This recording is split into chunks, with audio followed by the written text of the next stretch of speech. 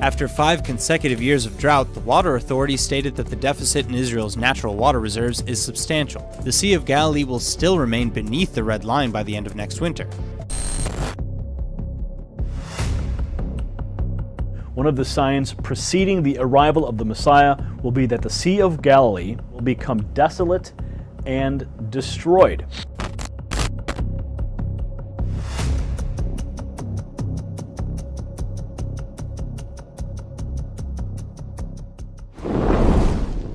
سمندر، جھیل اور پانی کی گہرائیوں میں صرف مچھلیاں ہی نہیں رہتی، بلکہ ان میں کچھ راز بھی دفن ہوتے ہیں۔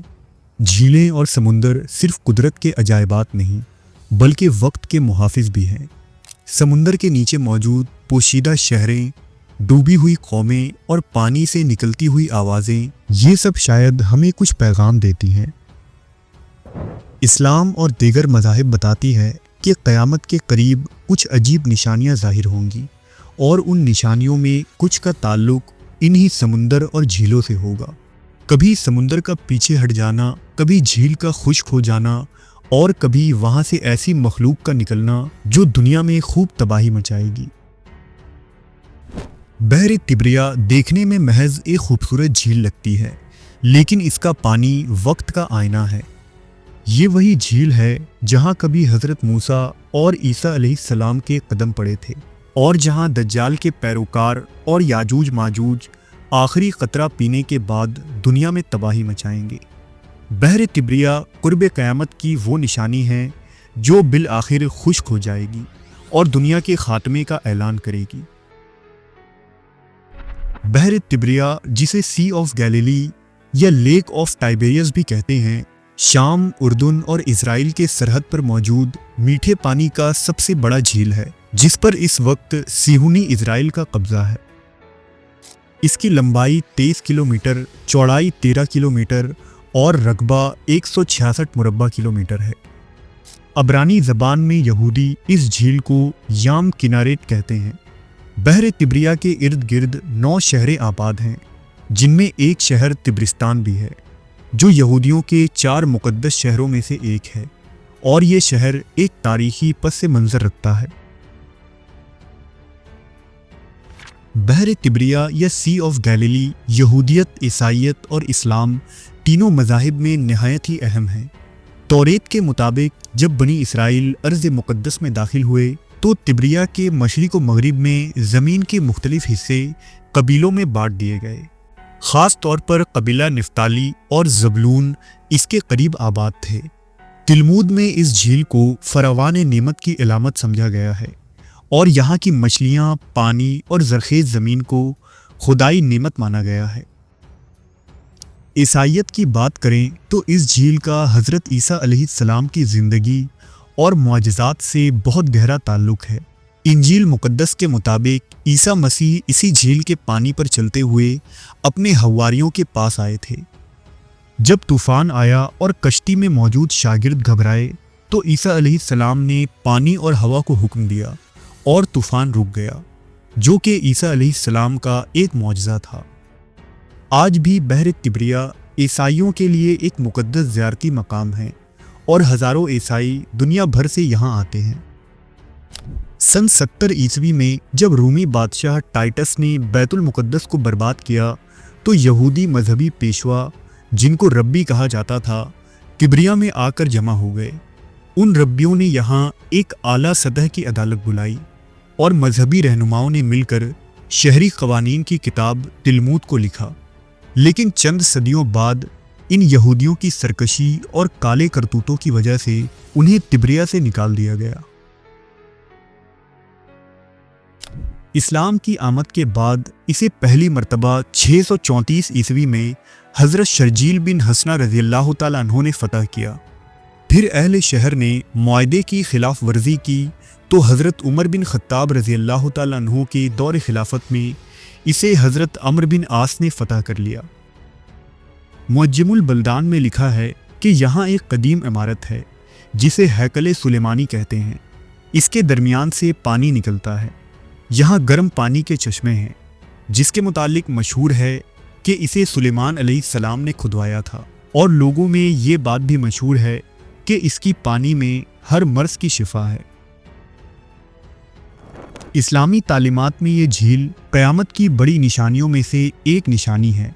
مسند احمد کی روایت کے مطابق رسول اللہ صلی اللہ علیہ وآلہ وسلم نے یاجوج ماجوج کا ذکر کرتے ہوئے ارشاد فرمایا، اور اللہ تعالیٰ یاجوج ماجوج کو بھیجیں گے اور وہ ہر بلندی سے تیزی سے پھسلتے ہوئے اتریں گے، پس ان کے لشکر بحر تبریہ سے گریں گے تو وہ اس کا سارا پانی صاف کر دیں گے، یعنی اسے پی لیں گے۔ پھر کچھ وقت بعد ان کا ایک دوسرا لشکر وہاں پہنچے گا اور یہ لشکر بچا ہوا کیچڑ بھی کھا جائیں گے، یہاں تک کہ ان کا تیسرا گروہ جب وہاں سے گزرے گا تو وہاں اڑتے ہوئے گرد و غبار کو دیکھ کر وہ کہیں گے کہ یہاں بھی کبھی پانی ہوا کرتا تھا۔ یہاں سے قتل و غارت کرتے ہوئے یاجوج ماجوج بیت المقدس پہنچیں گے اور اعلان کریں گے کہ زمین پر ہمارا قبضہ ہو چکا ہے اور کوئی ان کا مقابلہ نہیں کر پائے گا۔ پھر اللہ کے حکم سے حضرت عیسیٰ علیہ السلام آسمان سے نازل ہوں گے۔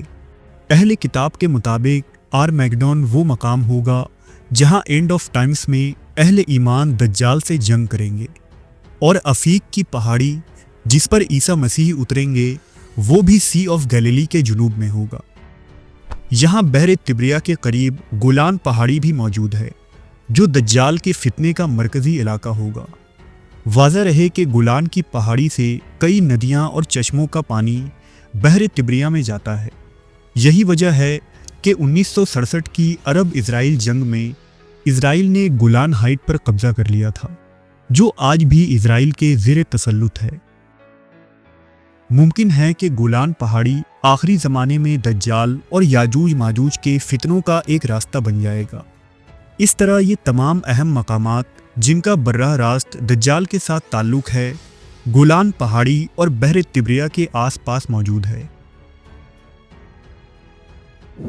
بحر تبریہ کے پانی کا کم ہو جانا خروج دجال کی بھی ایک بڑی علامت قرار دیا گیا ہے، جیسا کہ حدیث جساسہ کے اندر موجود ہے کہ تمیم الداری جو پہلے نصرانی آدمی تھے اور بعد میں مسلمان ہو گئے، انہوں نے اسلام لانے کے بعد رسول اللہ صلی اللہ علیہ وسلم کو اپنے ایک سمندری سفر کا واقعہ سنایا کہ ہم کئی لوگوں کے ساتھ ایک کشتی میں سوار ہوئے اور کئی دنوں تک سمندر میں بھٹکتے رہے، یہاں تک کہ ہم ایک جزیرے میں جا پہنچے۔ وہاں ہمیں ایک عجیب مخلوق ملی جو ہمیں ایک غار میں لے گئی۔ وہاں ہم نے ایک بہت بڑے انسان کو زنجیر میں جکڑے دیکھا۔ اس نے ہم سے پوچھا، بحر تبریہ کا پانی اب کیسا ہے؟ ہم نے کہا، اس میں اب بھی بہت پانی موجود ہے۔ اس نے کہا، ایک وقت آئے گا کہ وہ سوکھ جائے گا اور تب دجال کا خروج ہوگا۔ ایک لمبی گفتگو کے بعد اس نے بتایا کہ میں ہی دجال ہوں۔ اس روایت سے معلوم ہوتا ہے کہ بحر تبریہ کا سوکھنا دجال کے ظہور کی ایک علامت ہے۔ اگر ہم آج موجودہ صورتحال کو دیکھیں تو بحر تبریہ کا پانی پچھلے 100 سال میں بہت نیچے آ چکا ہے۔ خشک سالی اور موسم کی تبدیلی کی وجہ سے یہ جھیل سوکھتی جا رہی ہے اور اس میں موجود پانی کا لیول ریڈ لائن سے بھی نیچے آ چکا ہے۔ رپورٹ کے مطابق اسرائیل نے گزشتہ 50 سالوں سے بحر تبریہ کو ملک بھر کے لیے پانی کی سپلائی کا ذریعہ بنایا تھا، اور لاکھوں گیلن پانی ہر روز زراعت، گھریلو کام اور صنعتی استعمال کے لیے نکالا جا رہا تھا، جس سے جھیل کا لیول تیزی سے کم ہو چکا ہے۔ اسرائیل نے 1964 میں نیشنل واٹر کیریئر کے نام سے ایک بڑا منصوبہ شروع کیا تھا، جس کے تحت بحر تبریہ کا پانی پورے ملک میں منتقل کیا گیا، اور یہ منصوبہ آج بھی جھیل کے قدرتی توازن کو نقصان پہنچا رہا ہے۔ بہرحال بحر تبریہ کا خشک ہونا محض ایک اتفاق نہیں، بلکہ وہ نشانی ہے جو ہمیں آخری زمانے کی طرف لے جا رہی ہے، جیسا کہ دوسری احادیث میں بھی قیامت کی علامتوں کا ذکر ہے۔ اس جھیل کی موجودہ صورتحال ایک واضح پیغام دے رہی ہے کہ دنیا اب ایک فیصلہ کن موڑ پر کھڑی ہے، لہٰذا یہ وہ وقت ہے کہ ہم صرف ظاہری اسباب پر غور نہ کریں، بلکہ باطنی اصلاح، دینی بیداری اور روحانی تیاری کی طرف متوجہ ہوں۔ فتنوں کے اس دور میں استقامت اختیار کریں اور اللہ سے دعا کریں کہ وہ ہمیں حق پر قائم رکھے اور ہمیں دجال کے فتنے سے محفوظ رکھے۔